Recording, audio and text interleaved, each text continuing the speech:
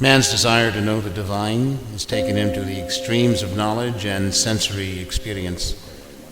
Yet whilst the creation may have matured in scientific and material means, most people would agree that we are as far from understanding the divine as we ever were. The fault lies as much in our lack of objectivity as in the means we adopt. Ironically, although it is in our nature to learn from other human beings in every other sphere, in spiritual matters we think we are self-sufficient. When trying to understand what lies beyond the physical, our ego, that particularly human combination of mental arrogance and spiritual immaturity, prevents us from seeing our limitations, even though it would be more natural to learn from a peer. As in every sphere, divine knowledge can best be acquired by observing practical examples. Without a living example in front of us, we can get lost in the complexities of concepts and theories, whereas a practical example of what we seek can point us straight to our goal. Such was Hazur Maharaj Charan Singh, our friend, our teacher, divine guide, and incomparable example. The influence of an enlightened human being such as he clearly extended beyond the normal boundaries of human experience. The spiritual energy surrounding him touched the highest recesses of the hearts of all who came in contact with him. As he uplifted our consciousness, Maharaji awakened us to the possibility of genuine knowledge of God. Seeing the harmony and perfect balance of his person, we had a burning desire to become like him. Our hunger to know all about Maharaji, therefore, was insatiable. To be with him was to be with one's best friend in a garden of tranquility and understanding. Nothing we knew in life was sweeter. So with our immature understanding, we tried to learn his truth. We attempted to listen carefully to every word he spoke and digest its meaning. We watched every movement, gesture, and expression, trying to carry with us the memory of his face and his presence. There was nothing about our beloved teacher that was not important to us. The Master's first satsang, when he became the Master at Beas in 1951, was taken from Tulsi Sahib. Cleanse the chamber of your heart, the spiritual heart center, between the two eyebrows, for the beloved, the Master, to take his seat. The poem represents a part of Tulsi Sahib's discourse with Sheikh Taki, a Muslim holy man who, on his way back from a pilgrimage to Mecca, had pitched his tent near Tulsi Sahib's hut to rest there for a day. He heard about Tulsi Sahib and went to see him. As Sheikh Taki was a Muslim theologian, most of the terms used in this poem by Tulsi Sahib are common figures of speech in the religious works of the Muslim writers. Tulsi Sahib says that all of us have a keen desire to see God and wish that He may make our hearts the seat of His throne. But where should He sit when our hearts are so full of worldly desires and impure cravings that practically no room is left for the deity? Unless the heart, the place which we want Him to grace with His presence, is thoroughly cleansed and all the dirt and filth is absolutely removed from insight, how can He care to occupy it? Even a dog does not sit in a dirty place. God's light penetrates only a pure and holy heart. We know from our daily experience that the image of one whom we love deeply remains constantly hovering before our mind's eye, even when we are engaged in other pursuits. The forms that become the center of our love and attraction during our lifetime, and the figures to which our mind becomes fondly attached by long association, begin to move before our eyes at the time of death, like a cinema screen. And after death, we have to assume that form and are born in that place to which our mind is attracted at the time of death. This attraction is due to our long and deep association and pulls us back like a magnet. It is our attachment to the world and worldly objects, our attraction to faces and forms, sons, daughters, and other relatives, love of money, property, worldly pleasures, countries, religions, and nations that bring us back again and again to this prison house of birth and death. Since it is our love and attraction for this world and its objects which causes us to be born again and again into this world, Tulsi Sahib exhorts us to empty our minds of the world and its ephemeral pleasures and to fill the mind with divine love and an intense longing to see God. We love worldly objects and at the same time we want to be one with God. This is sheer madness, an utter impossibility. The Bible also states you cannot serve God and mammon. At the death of a relative or some separation from a dear friend, how bitterly we weep and how piteously we cry. What restless nights of grief we pass at the departure of our dear ones from this world, and how keenly we miss them. But have we ever thought of our long, long separation from the Creator, the most beloved of all relatives? Have we ever shed a tear or heaved a sigh on not finding Him near and not being able to behold Him? Have we ever pined for Him? Have we ever passed a single sleepless hour in grief over this great separation? So long as a true and burning love for God does not awaken within us, the grace and light of God cannot enter the dark and dismal cavern of our heart. In the first place, we seldom do any act of devotion to God, and we seldom worship Him. If we do it not for God's grace, but to achieve some worldly object or some material gain. There are some people who worship snakes. They do not do so because they love the snakes, but for fear of their venomous sting and to escape their bite.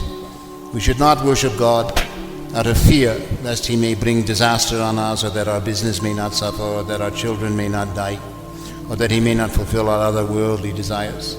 We should create pure, true, and earnest love for Him in our heart, for His sake alone, in order to meet Him, to be one with Him, to merge in Him. The basis of worship is love, not fear. Tulsi Sahib then explains to us the deceptive nature of the objects of the world. He says that if we look with a discerning eye at what we deem the objects of pleasure and delight, all the things in which we try to find happiness and pleasure, we will find that ultimately they end in misery, in suffering and sorrow. The reaction to them is always unhappiness. Our sweetest songs give voice to saddest thoughts, and our greatest pleasures bring agony and grief in their wake. A thin partition divides the bounds between pleasure and pain. Even the little pleasure that we sometimes feel at the objects and forms of the world lose their charm in the course of time and end in satiety. Then those dear faces and fair forms for which at one time we were ready to sacrifice even our lives become the object of indifference and aversion to us. Yet there remains a longing for something, but we know not what. Our soul is a spark of the divine, a drop from the great ocean of bliss. It will find peace and rest only after it merges into its origin, the true home from which it has descended long ago, losing its way in the maze of this world.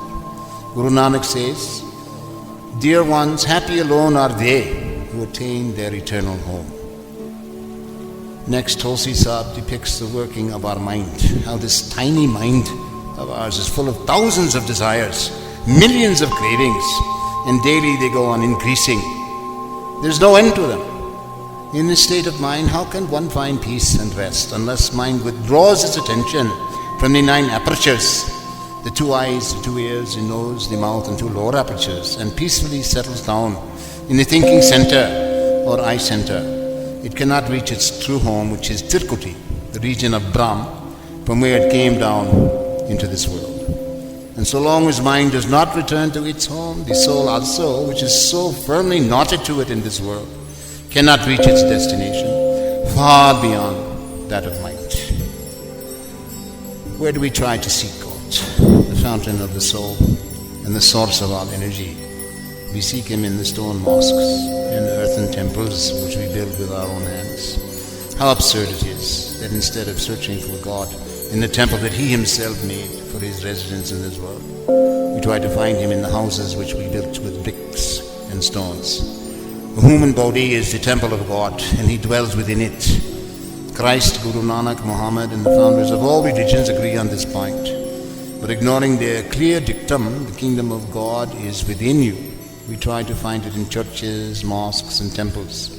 Yet the facts of history make us hang our heads in shame. When we read that if by mistake or folly a single brick or a stone is knocked off a temple, which we build with our own hands at the cost of a few kinds, we rush out, armed with swords and daggers, to destroy in thousands the living temples of God that he made and in which he resides.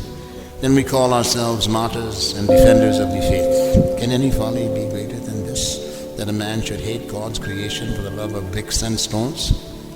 Those who love God love his creatures also. When great God is the creator of us all and gave each one of us hands, feet, eyes, ears, and in human form, and himself dwells within us, whom should we hate and despise?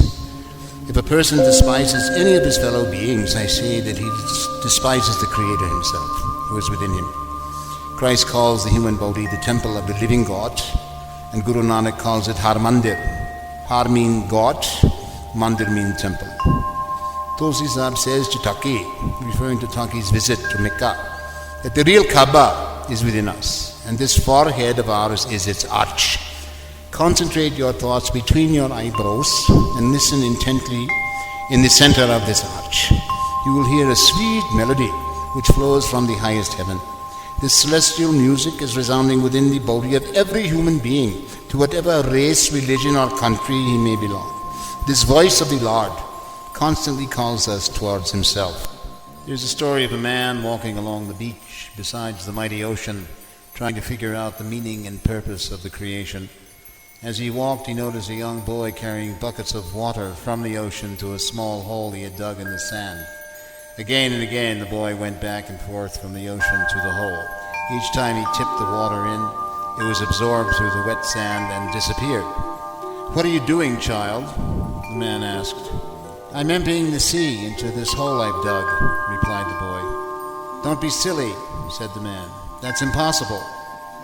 The boy was no ordinary boy. He knew what the man had been thinking as he walked, and he laughed a merry laugh. "If you think that's impossible, I'll tell you something equally silly. There's a man I know who's trying to understand life's mystery with his mind.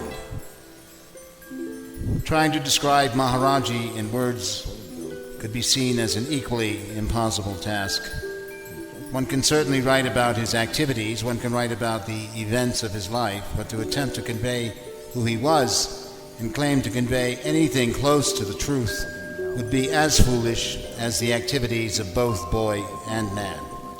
The reader must therefore understand that these words are but a pointer to the reality, snippets of information and comments that are as the child's small buckets of water in relation to the sea.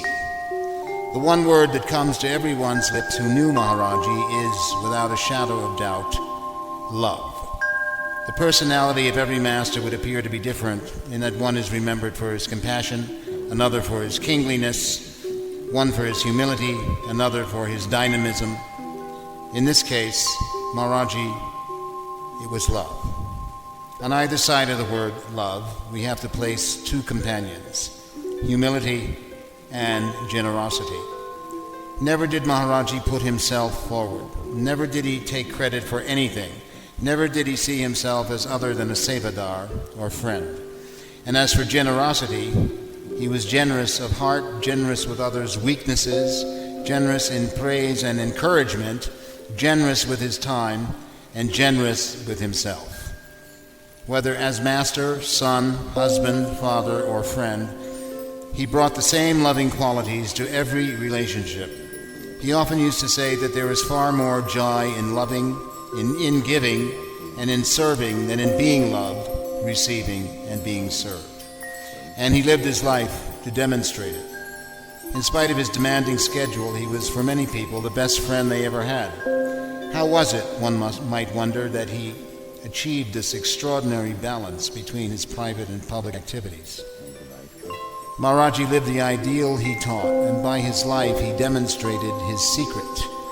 He used to often explain that the way to live is as an actor playing out his role on the stage. While fulfilling one's responsibilities in whatever situation one finds oneself, he advised, one should remember that the play of this life is not real. Our problems, he said, arise because our attachments cloud our thinking. We get over-involved with them, and we miss the real purpose of life, the opportunity to experience our spiritual nature. Because he was teaching from experience, he was very pragmatic.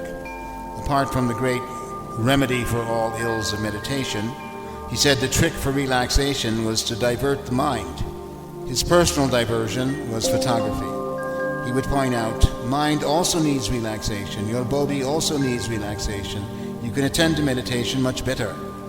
As he traveled across the world to carry his spiritual message, he pursued his hobby of photography. How many souls must he have touched with his attention focused through his camera as he relaxed with his favorite recreation. Over the years, he explored many different subjects, including tribal silver jewelry, monuments, temples and ancient buildings, wildlife, and in his last years, roses by the thousands. And wherever he went, he photographed people. He had an enormous zest and enthusiasm for life, which made him interested in everything, historical, geographical, political, or cultural. There was no fact too trivial for his attention. With his endless curiosity, he'd keep his companions on their toes, invariably asking the one question for which no one present would have the answer. Nothing we knew in life was sweeter than to be with him, so with our immature understanding, we tried to learn his truth. We attempted to listen carefully to every word he spoke and digest its meaning. We watched every movement, gesture, and expression, trying to carry with us the memory of his face and his presence. There was nothing about our beloved teacher that was not important to us. Throughout the years, he had taught that the real guide or master is the spiritual form, the Shabad form. In the Shabad form, our master never leaves us. Maharaji used to tell us, in each one of you, a light is shining, and from within it, the most melodious music is pouring forth. If you experience this inner light or darshan and are able to catch hold of the sound of that music, your worldly attachments and love will leave you, and instead you will become attached to the Lord. Though it is nature's plan that the mystic saints, like the rest of us, must eventually leave the body, as the comforter, that radiant and melodious power of Shabad that Maharaji put us in touch with, they remain forever with us, showing us the way back to our true home. Perhaps it was only by Maharaji's passing from the physical plane that we could realize the depths of his message. Only by his leaving us could we experience the bittersweet nature of this affair of the heart with the living Master. All those years, the arrows of his love had been piercing us, but it was only when he was physically gone that we felt the pain and realized how deep those wounds of love had become. Such is the power of the Master's attraction. The need to consummate that love, to lose our insipid personalities and become one with him again, becomes an overwhelming force. It can only end in one way. That love must make us turn towards him inwardly. Great Master put it very beautifully. The Master's become a bridge for us to cross. By loving a perfect Master, our soul eventually comes to love the formless and indescribable one, and only God. Although the Lord, like electricity, pervades everywhere, the Master is the point where he shines out as light. Maharaji once wrote to a dear friend the following words describing the indissoluble bond between Master and disciple. I know what it means to you to be out of data, but one has to attend to one's duties. You yourself have written in the Urdu couplet, I am going out of your world. Please arise and accept my goodbye. It is very difficult, rather it is impossible to get out of Maharaji's world. because he is omnipotent and omnipresent, everywhere, wherever we may be. Once we are accepted, he is with us always. His jurisdiction is not confined to India alone, but rather extends to the next world and beyond. So in spite of your best efforts, you will not be able to get out of his world, and the question of accepting goodbye does not arise. As we are so roped together, ultimately there is one shepherd and one fold. This has to be so, whether you like it or not. As he lives on, a bright and shining light within all who loved him, we place this little work before him. It is a tribute to him. Saint among saints, man of God, friend, beloved, most precious human being. There are no words to thank our beloved Hazur Maharaji, but we can recall his response when asked if there was any gift we could give him. He said, "The best gift you can give your master is the gift of meditation. Nothing else matters." Understanding the intellectual approach of his overseas disciples, Maharaji began holding question and answer sessions from the early days of his mastership in the 1950s until the time of his passing in 1990. For those of us fortunate to meet with the Master in these small informal gatherings, or who had heard tape recordings of them, these sessions were the highlight of our relationship with him. Any questions? Any new questions? Those familiar words evoke memories of uncharted evenings of self-revelation, as Maharaji would take our minds beyond the boundaries of habitual thought and preconceived ideas, challenging us to live our lives with greater love and confidence, free of fear and self-imposed limitations. Maharaji used the evening meetings as a way of creating an intimate bond, a relationship of love and support, and a deep sense of friendship with his Sangat from abroad. Everyone had the sense of being taken care of on every level of their being. The words of the Master became a cocoon of safety and a prism of beauty and light through which we could look at our lives and our world with fresh eyes. In his gentle, humble, yet regal manner, Maharaji imbued every moment in his presence with a magnetic energy that immersed us in his love. When people would step up to the microphone to ask a question, they would feel that they were the only ones in the room with the Master. Time would literally stand still as they interacted with him. Maharaji would intently focus his attention on the questioner, and in his response, he often touched on an unexpressed, perhaps unconscious aspect of the problem being presented. He once commented, "I'm trying to understand you rather than the question." No problem, no person was too unimportant for Maharaji. In his unstated humility, he treated everyone with complete respect. He saw beauty in us all as if we were uncut diamonds, and he shone his brilliant light into us to polish us so that we might manifest some of that beauty. To adapt a metaphor he often used, he created the hunger in us for spirituality. He prepared the food and served it, and then he helped us to eat it by pulling us to him and keeping us in his radiant presence. Maharaji indulged us tremendously in those question and answer sessions. No doubt many of the questions were just excuses to stand before the Master and have his attention, but he welcomed it. He showered his affection on us like a father playing with his infant child, lifting him overhead with the pleasure and hugging him gently. He reached down to us on our level and brought us up to his. Those evening meetings sometimes felt like a wonderful game, a courtship between lover and beloved. We wanted to keep him there for as long as possible, and he wanted to be with us. Although everyone knew that the ultimate answer to every question was meditation, few could hold themselves back from taking the opportunity to engage him in dialogue. In response to questions, Maharaji often illustrated his answers with examples from mundane topics such as the weather, agriculture, and domestic life. As his overseas audiences in those days was largely Christian, he would also quote the familiar parables and sayings of Christ, as well as tales and poetry of the Indian and Persian mystics.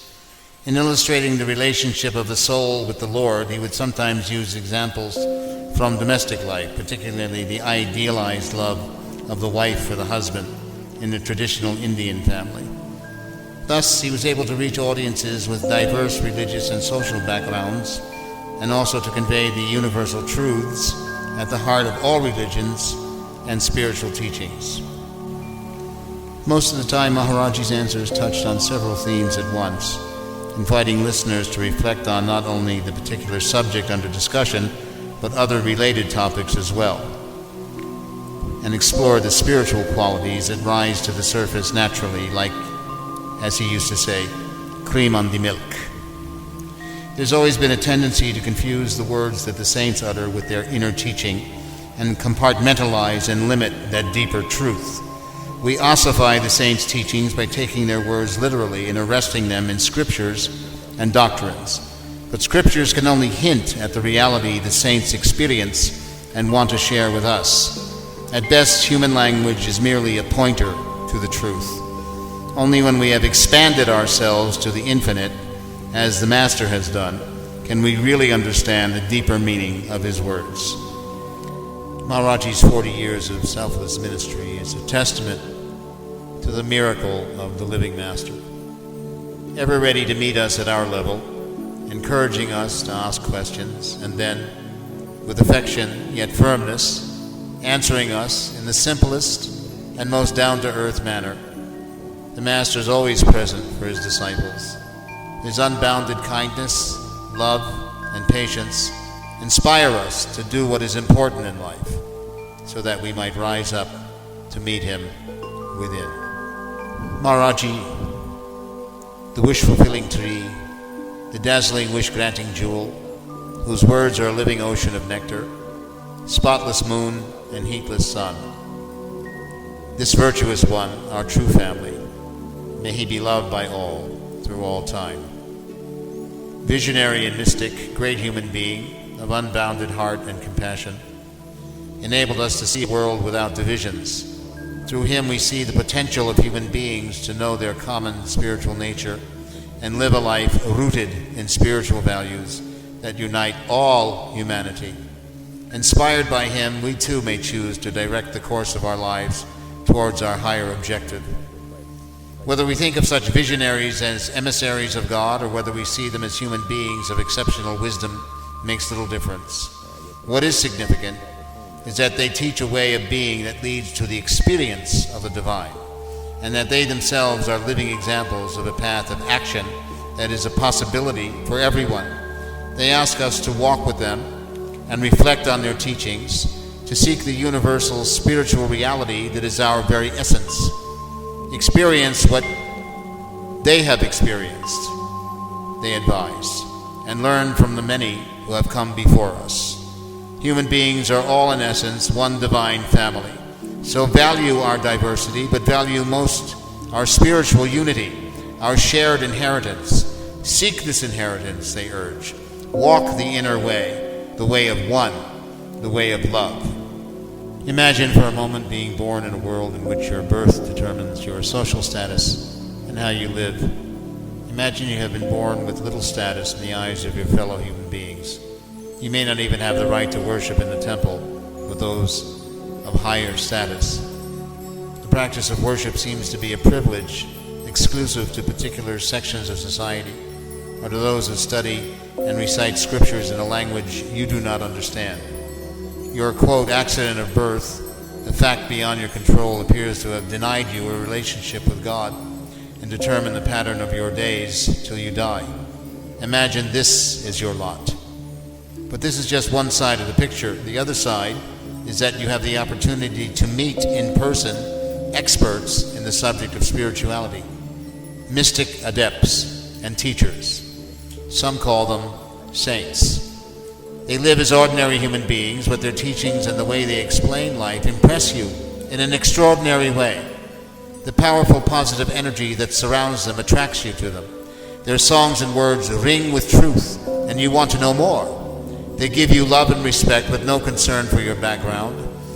Theirs is a message filled with compassion and hope as they invite you to make your life meaningful, to understand the all-embracing nature of truth. Maharajji held love of the divine and a life of devotion as the objective of life. His universal message lives in the hearts of his devotees all over the world, reminding us that the ultimate reality is within everyone. It has no form, shape, or qualities, and belongs to no one religion. God is love, and the simple fact of being human creates a unique opportunity to consciously experience divine reality. This has always been the revolutionary message of the mystics. The reality of which he spoke is also at the heart of modern science in its quest for a theory of everything, a theory that would explain all phenomena with one single model. But divine reality is too subtle ever to be known through research in the physical arena. In essence, every human being is a microcosm of this everything sought by science. Mystics, as experts in the science of the soul, come to know its nature through meditation within the laboratory of the self. In stillness and quiet, they experience more than what the body and mind can ever know. Through meditation, the mystic practitioner knows and merges with the most subtle and powerful energy that vitalizes the world, that originates and gives life to all creation. Mystics of all cultures and times record their experience of this primal power as extraordinary, enrapturing light and a luminous sound within themselves, the ultimate experience of intoxication and bliss. Maharaji called it Shabad Nam, which is translated as name. Nam has two aspects. Initially, a seeker encounters Nam as the name or names given by the Guru to repeat as a mantra. The practice of repetition, infused with the power of the Guru-disciple relationship, focuses and stills the disciple's mind. Once the soul is free of the limitations of the mind, the disciple becomes receptive to the extraordinary reality of the true, unspoken name. This name is the goal and destination of bhakti practice, or Surat Shabad Yoga, the union of the individual soul with its creator. The person within whom truth is manifest may be said to be truth personified. The spiritual currents emanating from him strongly influence those who have the privilege of being in his company. He acts as our true guide because he himself is the master of spirituality. He fills our hearts with the bounty of his spiritual wisdom. He enlivens and elevates the souls of the congregation with his spiritual radiance. He gives us his life essence, which helps reunite with God the souls long separated from him. Just as flowers lend their fragrance to all things in their proximity, be they water, soil, clothes, or dwellings, the company of the virtuous imparts a beneficent influence on others. In the company of the saints, our souls are tinted with the color of truth and the awareness of our duty towards God. Seekers should be receptive to the peaceful influence of the saints' company, because such company influences us favorably, while bad company affects us detrimentally.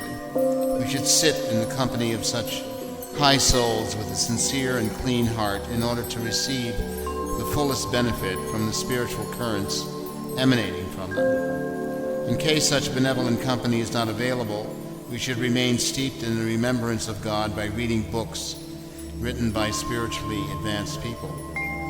Whoever attends Satsang partakes of its atmosphere and receives the currents of spiritual love according to the capacity of his heart. Lord Krishna told Uddhava in the Srimad Bhagavatam that through yoga, knowledge, reading of scriptures, penance, renunciation, service to others, charity, worship, recitation of the Vedas, pilgrimages, and mind control exercises, people could not reach him as easily as they would through the satsang of sadhus, because that satsang would help them overcome worldly influences as well as the impressions of previous lives. The company of a saint is an insurance policy for life everlasting. Just as knowledge is available in schools and universities, medicine in hospitals, heat in ovens, and coolness by the waterside, so is God found in the company of the saints. Guru Ram Das says that God abides in satsang and that through association with saints, God's virtues are known. He adds that it is through good fortune that we find satsang, because through it we communicate with God in the form of a master. In satsang, the sea of devotion surges with a full swell, with each participant receiving a portion of that bounty of devotion. The people of the world are burning in the smoldering fire of passions, and their vision is clouded.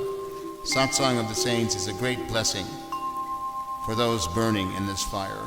People who make satsang the mainstay of their lives are so richly influenced that they are eventually able to fly inside across the ocean of existence. A few examples may help highlight the value saints place on satsang.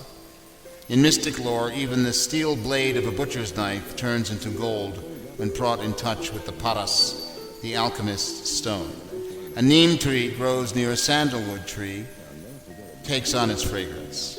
Stinking liquor poured into the Ganges is transformed into holy water by her powerful currents. Whosoever attends satsang is favorably influenced by its spirit-enlivening, wholesome atmosphere. Through it, one acquires spiritual qualities that help subdue the mind and senses.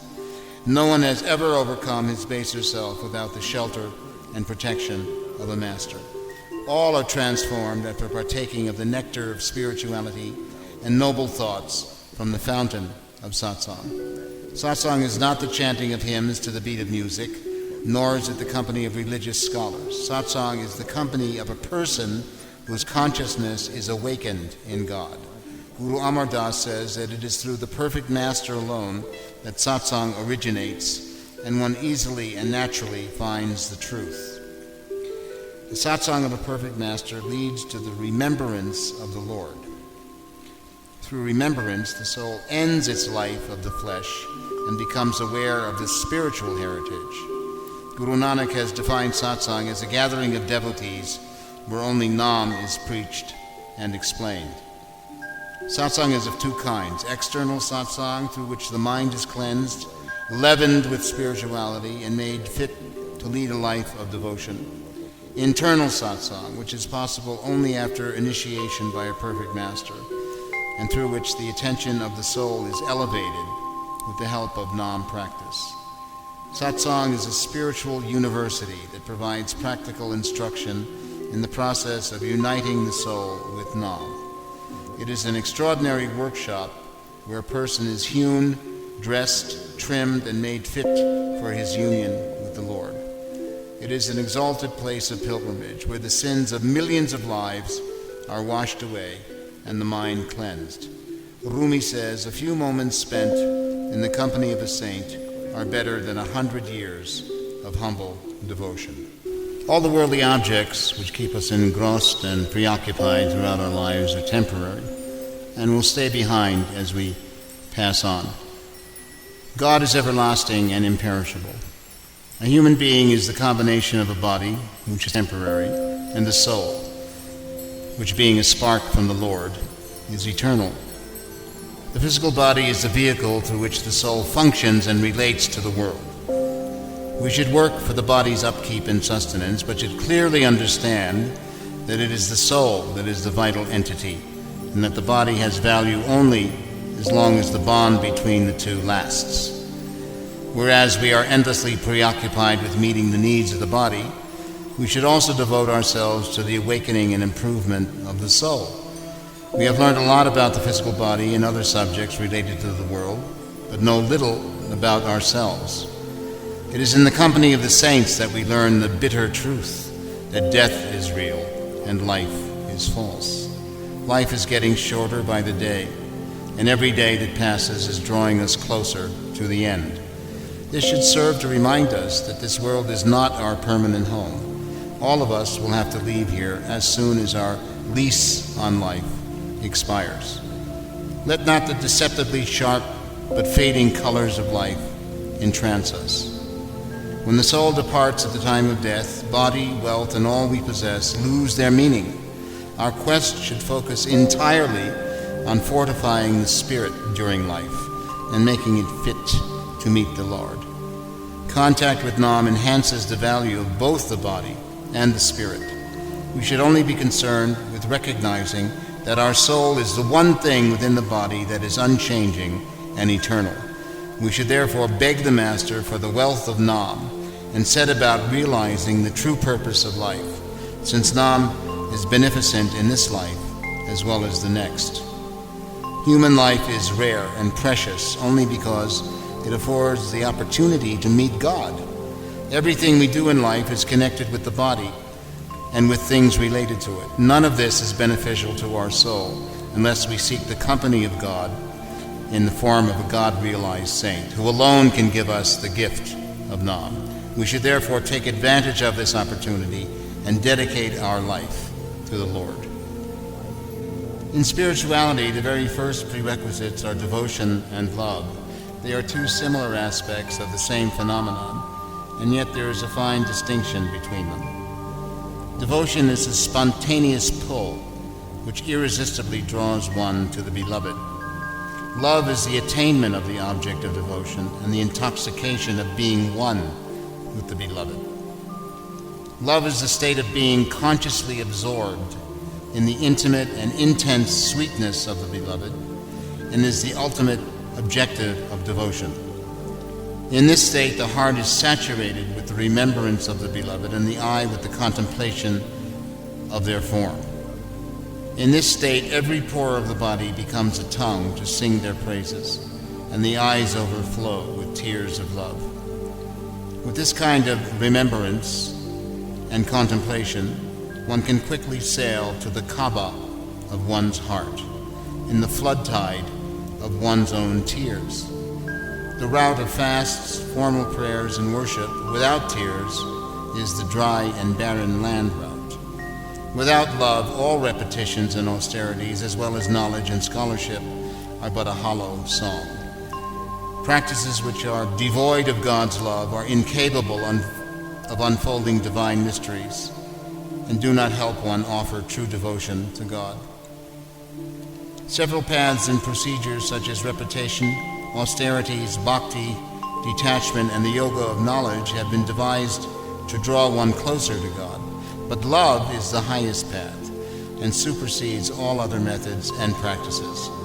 In any other path or yoga that offers some degree of realization, it is the ingredient of love that is the principal means of ensuring a feeling of closeness to God. Therefore, all methods and means that are devoid of the color of love are not only futile, but also counterproductive and onerous to the soul. Blessed is the eye that sheds tears in remembrance of the Lord. Blessed is the heart that burns in grief over its separation from the beloved. Teardrops that fall on the soil of the heart make it fertile and impregnate it with divine mysteries. Just as showers of rain produce colorful flowers on the earth, showers of teardrops shed in remembrance of the Lord cause the soil of the heart to blossom forth with divine fragrance. Love is the greatest verity, as God himself is love. Love, therefore, is the fastest and most effective means of reaching him. All scriptures sing the praises of love. Rishis, Munis, and other holy people are the worshippers of love. Guru Gobind Singh said, "O hear me, one and all, as I proclaim the truth. Only those who have loved have found the Lord." Tulsi Sahib says, "Only they who have loved find God. Without love, no one achieves anything. They all depart empty-handed." Kabirji says, "Be they yogis, ascetics, sannyasis, or Sufis, without love, no one can reach the unique abode of the Master." All spiritual practices and undertakings are for the sole purpose of awakening love. Without it, all modes of prayer and worship are virtually fruitless. As soon as love enters the scene, all blessings start accumulating in the heart, whereas all blessings depart with the elimination of love from the scene of life. When tinged with love, even our worldly affairs, for example, our family life, business transactions, and other activities, become a source of happiness and bliss. We learn to love the Lord as well as his creation in the recognition that we are all partners in his grace. Guru Arjan said, "All are called partners in your grace. You are seen alien to none." Love enables us to feel a kinship with all life on earth, to feel that all are children of the same benevolent Father. All jealousy and otherness disappear from the heart as soon as love comes in. Love is the path of complete self-surrender and giving one's heart away. Love is a constant and everlasting pull. A heart in which love is made a permanent abode is no longer subject to the mutations of time. It is free from transmigration. It is always enraptured with the ever-abiding sweetness of love. Love is a bond which can neither be loosened nor severed. Love is the virtual sustenance of the world, the life sap of our very existence. It is the foundation of purity and simplicity. Without it, the world would be an abandoned wasteland. It is the vital essence that keeps our life flourishing and prosperous. Love is not something that can be purchased with money. It can only be had by sacrificing one's body, mind, and spirit to the beloved. Guru Nanak says that if you yearn to play the game of love, you must enter your beloved's lane with your head on your palm. And once you set foot on this lane, you must not hesitate to sacrifice your head as an offering for this love. Love is not the path of arguments, excuses, and justifications. As long as our intellect is wholly preoccupied in the pursuit of worldly knowledge and skills, we cannot experience the reality. Love unites two hearts into one and makes them true believers in oneness. In the real sense, it is difficult to separate them because they have become one, like water and milk, which become indistinguishable once mixed together. The state described above is the end result of all repetitions, austerities, and prayers, and one who has attained this state need no other form of worship. The lover does not merely worship the object of his devotion, he transforms himself into that object. This kind of single-mindedness and perfect concentration is attained only in the company of the saints.